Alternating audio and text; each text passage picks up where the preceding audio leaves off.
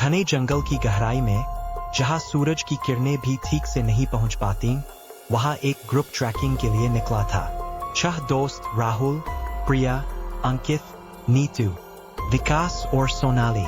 उन्हें यह जंगल रोमांचक लगा, लेकिन वे नहीं जानते थे कि यह उनका सामना किसी अज्ञात डर से होने वाला है। शुरुआत में सब कुछ सामान्य था।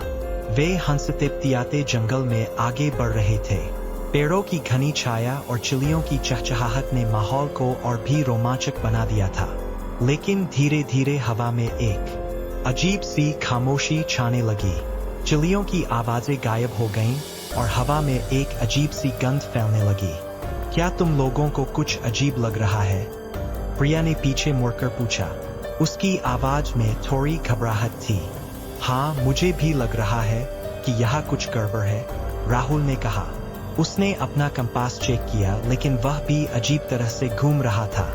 यह कंपास ठीक से काम नहीं कर रहा। अचानक दूर से एक अजीब सी आवाज आई।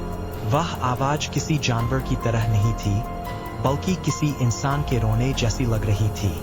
सबकी रूह कांप उठी। क्या वो आवाज सुनाई दी? नीतू ने डरते हुए पूछा। हाँ, लेकिन यहाँ तो कोई नहीं दिख रहा, विकास ने कहा। उसने अपनी टॉर्च जलाई और आसपास देखा, लेकिन वहां कोई नहीं था। वे आगे बढ़े, लेकिन अब उनकी चाल धीमी हो गई थी। हर कदम पर उन्हें लग रहा था कि कोई उन्हें देख रहा है। अचानक सोनाली चिल्लाई, मेरा पैर!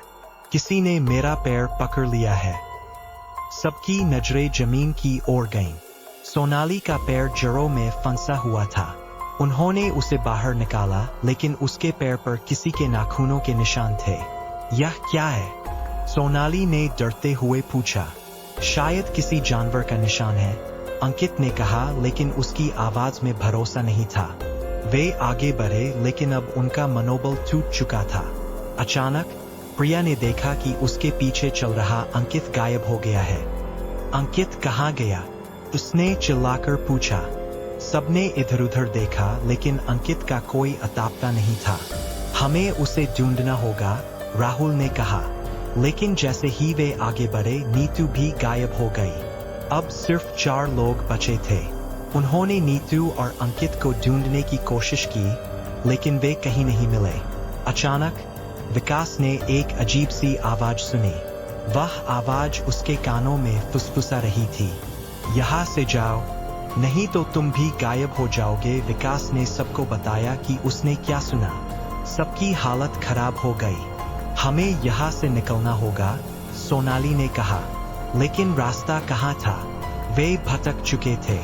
अचानक उन्हें एक पुरानी झोपड़ी दिखाई दी। वे उस झोपड़ी के पास गए, लेकिन अंदर जाने की हिम्मत नहीं जुटा पा रहे थे। शायद यहाँ कोई मदद मिल जाए, राहुल ने कहा।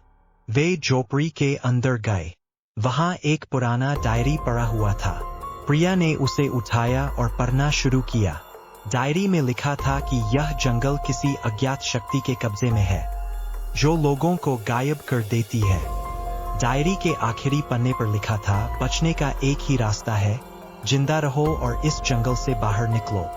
वे डायरी पढ़कर और भी डर गए। अचानक झोपड़ी के बाहर से वही आवाज फिर से आई। तुम यहाँ नहीं बच सकते। सबने झोपड़ी से बाहर निकलने का फैसला किया। लेकिन जैसे ही वे बाहर निकले, उन्होंने देखा कि विकास भी गायब। अब सिर्फ 3 लोग बचे थे, राहुल, प्रिया और सोनाली। वे भागने लगे, लेकिन जंगल उन्हें अपने चपेट में लेता जा रहा था। अचानक उन्हें एक रास्ता दिखाई दिया। वे उस रास्ते पर भागे और किसी तरह जंगल से बाहर निकल आए। वे उस रास्ते पर भागे और किसी तरह जंगल से बाहर निकल आए। लेकिन जब वे बाहर निकले, तो उन्होंने देखा कि उनके साथ सिर्फ 2 लोग हैं, राहुल और प्रिया। सोनाली कहाँ गई? उन्हें याद नहीं था कि वह कब गायब हुई। वे डर के मारे चुपचाप वहां से चले गए। लेकिन उनके मन में एक सवाल था, क्या वे वाकई जंगल से बच गए थे, या फिर वह अज्ञात शक्ति अब भी उनके पीछे थी?